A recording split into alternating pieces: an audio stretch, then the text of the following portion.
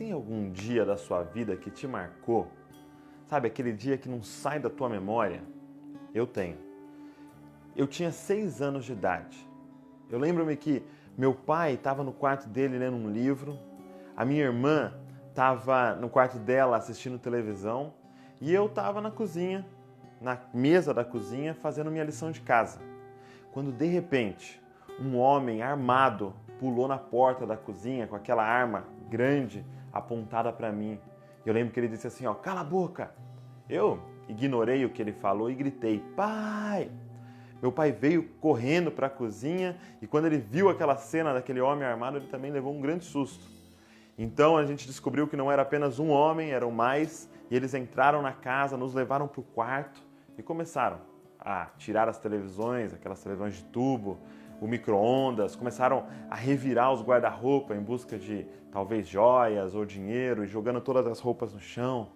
Eu me lembro que a minha irmã estava do meu lado assim, fazendo uma oração e um dos ladrões gritou com ela dizendo, para de orar! Foi um dia muito marcante da minha vida.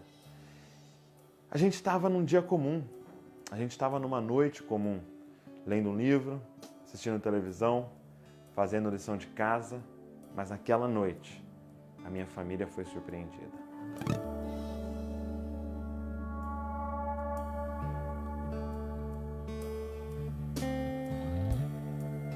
Eu estava lendo o livro de 1 Tessalonicenses quando eu me deparei com esse versículo no capítulo 4, onde Paulo diz, porquanto o Senhor mesmo, dada a sua palavra de ordem, ouvida a voz do arcanjo e ressoada a trombeta de Deus, descerá dos céus, e os mortos em Cristo ressuscitarão primeiro, depois nós, os vivos, os que ficarmos, seremos arrebatados juntamente com eles, entre nuvens, para o encontro com o Senhor nos ares, e assim estaremos para sempre com o Senhor.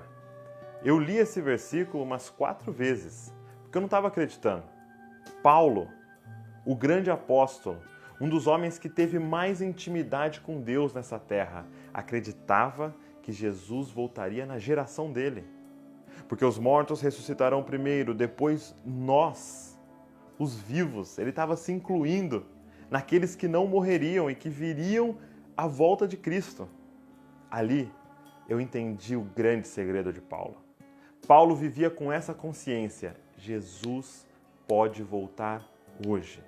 Eu acredito que toda vez que ele acordava pela manhã, ele pensava, será que é hoje que eu vou me encontrar com o meu amado? Ele orava como se fosse a última vez. Ele pregava como se fosse a última vez. Ele evangelizava como se fosse a última vez. Paulo acreditava que a qualquer momento ele se encontraria com Cristo. Na continuação do texto em 1 Tessalonicenses, no capítulo 5, Paulo dá um alerta àquela igreja. O dia do Senhor vem como ladrão de noite. Você está preparado? E se antes de terminar de ver esse vídeo, você ouvisse o som da trombeta, a voz do arcanjo, seria o melhor dia da sua vida ou você viveria o maior pânico da sua história? E lembre-se, não será minutos de pânico como eu vivi naquele assalto, mas será uma eternidade de tormento. Meu objetivo aqui não é te assustar, não é colocar medo em você, mas é te lembrar, nós não somos daqui.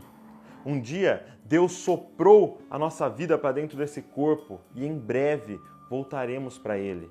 Não se apegue a esse mundo, não se apegue a coisas.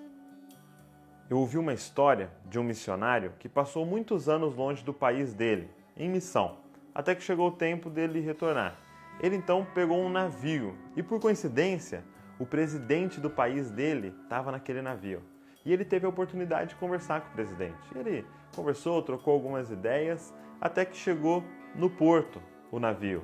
Eles foram descer, ambos, e quando o presidente, que saiu primeiro, foi descer do navio, havia uma multidão de pessoas esperando por ele. Fotos e flashes e repórteres querendo falar com o presidente, aquela bajulação. Aí, o missionário pegou suas coisas e foi descer do navio.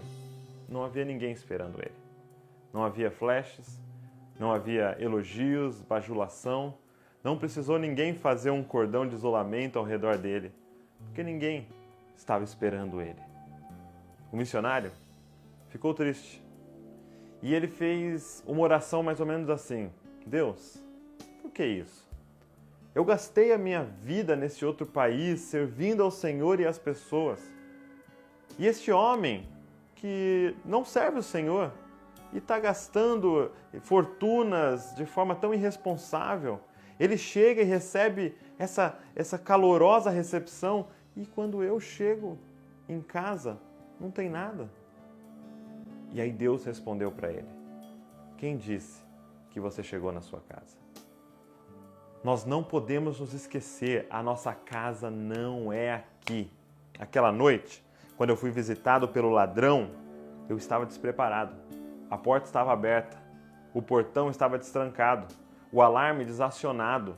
Porque sempre existe um pensamento mais ou menos assim: eu sei que existem ladrões, mas não vai ser hoje que ele vai me visitar. E nessa, nós fomos pegos de surpresa.